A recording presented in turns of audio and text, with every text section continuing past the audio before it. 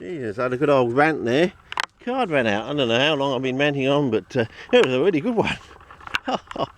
Yeah. I got onto the Covenant Society and a few memories came back from WA and stuff. About some sort of headmaster coming from another school. Probably a Catholic headmaster, because I was going to a special advanced science school that recently set up in the early 70s, and we were doing all that sort of basic getting into the metric system science business, bizzo, because Australia was a bit, well, in quotes, backward from an international point of view. Very advanced musically from the AMEB situation, so very advanced musically, classically, but backward in a sort of science way. But they're trying to fix it by having this like special school bizzo over there.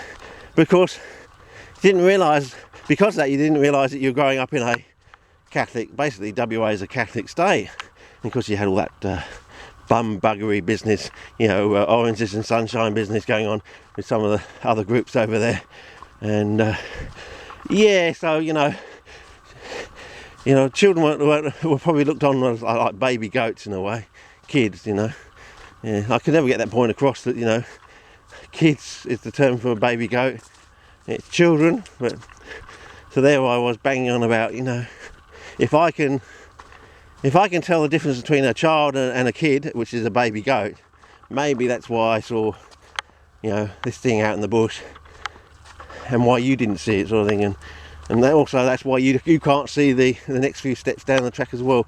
But anyway, this bloke gave me the usual Covenant with Society speech, which probably was coming out from the Catholic doctrine, and some of these orchids are already up already, but so I thought I took that on board, thinking, oh, okay, you take the harder path, you might not get there, but if you do, you should, in quotes, expect the rewards of society.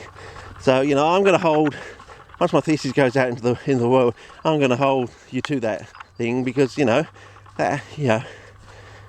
are innocent, and should never lie to a child, sort of thing. So I'm going to hold you to that bargain, because I took it on board because I was an innocent child, sort of thing, going through some tough times with 2 school bullies and all that. So but yeah, so that's why I'm pretty annoyed living in Abbotland when we got a so-called Catholic Prime Minister, whose moral compass doesn't seem to be operating too well at the moment. It's sort of like, in other words, it's all rhetoric, it's not actually an actual belief or system, women don't really exist to Coney, but, the poor, plebs and all that sort of stuff, it's just rhetoric to get him into the top job or into the office, I think, it's just a load of bollocks, basically. No, we're going to hold you to it, mate, and I'm going to hold you to the bargain I had over in WA. It doesn't matter who said it. As I said, it was probably some visiting headmaster from a Catholic school or college nearby, sort of gave this speech about the Covenant Society, and I don't know, my brain just sort of latched onto it. I thought, oh, okay, that's a bit of a challenge accepted, sort of thing. Take the harder path, you might not get there, but if you do, you should, in quotes, expect the rewards of society. And it's a bit like the pension age, dangling the carrot, they're pushing it off and off until basically you're going to be dead before you can collect the pension. And I think Australians are twigging with that, and it's all because they're avoiding the elephant in the room, which is the mining tax. They're our resources in our soil, basically, and the idea is some people get to dig them up and get some profits out of it, but in doing that they pay taxes to the rest of the Commonwealth, in quotes, Commonwealth. They seem to lost this idea of the concept of the Commonwealth, So you don't have 2 speeds of common economies and 2 states, You don't have a poor state and a rich state, sort of thing. You spread it around, because one day that rich state might go into, bad times, like a tsunami might turn up on their coastline, but the states on the other side of the continent will be tsunami free, sort of thing, and therefore the once rich state will now be wiped out and will have to be supported by the so-called lesser poorer states. But and they'll say, yeah, sure, you helped us out when we were a bit poor back then, when you had a gold rush and we didn't, sort of thing. That's the concept basically behind the Commonwealth. I mean, I've seen some stuff on the ABC of people reading out these historical letters and sort of reading them out in character sort of thing. And it's almost like some of the rhetoric that came out. I don't know if we got to film those on the way through, but aren't they just wonderful?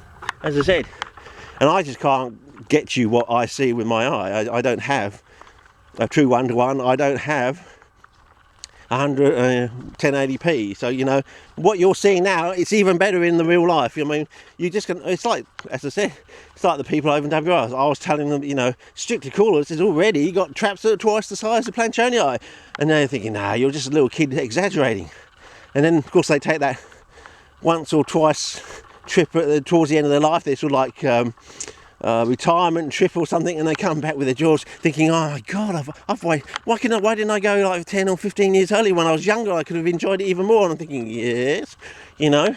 And then he's sort of saying, I'm saying, well, yes, this is a hobby to you, but to me it's my life. So yes, I'm putting more emphasis on CPs because, well, not only is I probably love them in quotes, but you know, they've had more of a bigger effect in my life, because basically my adult life has been about my childhood.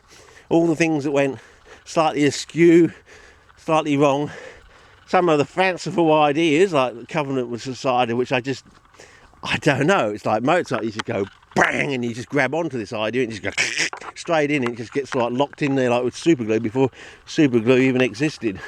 Well, in the common world it may have existed in a lab or something, but you know. And now it's all like coming out now. So yeah, as I said, I'm just going to hold you to it. This covenant with society thing, you know, I took it on board. I tried to tick all the boxes over the time. So you know, yeah, it's a sort of like a bit like, you know, that thing, you know, the single bloke dying on the moon after pressing the button and wiping out the rest of the world, you know, sort of thing. If you're willing to die on the moon alone, well then you're allowed to press the button, sort of thing, you know. You know, if you're willing to actually take the radical step of dying alone on the moon, then you have the chance and opportunity to actually wipe out the whole world. Because you know you're going to die too. But then what happens, you know?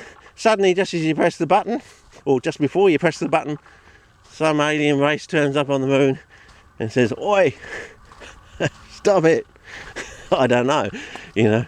I don't know how they could get there that fast, but they now say that with Einstein's great equation, E equals mc squared, they're now trying to go the other way, and they think they can actually go the other way, turn energy into matter, which will be interesting because, you know, from the entropy point of view, it's rather thing, you know. How can you determine what sort of matter you're going to actually generate? You know, are we going to generate element 155? It's supposed to be the next most stable element further up the food chain, if you want to call it that. Yeah, I don't know. Some of these funny things. You know, how do you funnel it so that, you know, I press the button, zzz, oh there we go, I've got element 155. I've turned light into element 155. You know, how do you know, suddenly, oh geez, I've made a cat. You know. It's, you know, it's just funny to think about things like that. People think, you know, with that sort of amount of energy you got to make a sort of amount of mass, you probably can only be doing on single to a few atom stage at a time, you know. Zzz, oh, I've got 3 atoms. Zzz, I've got 4 atoms. 4 more atoms, and you have your machine going zzz, zzz, all day long until you've got a little speck you can barely see. Oh yeah, but how can you guarantee what it's going to be, you know? Is it sort of like a random thing, you know, zzz, all day long? And well, at the end of the day, we got so much of element 155, we got so much of element 112, and it just comes out in a standard, you know, statistical ratio. But if we knock the machine here, give it a bit of a kick, the statistical ratio changes. We get twice as much of element 155, and we hardly get any of 112. And I don't know, but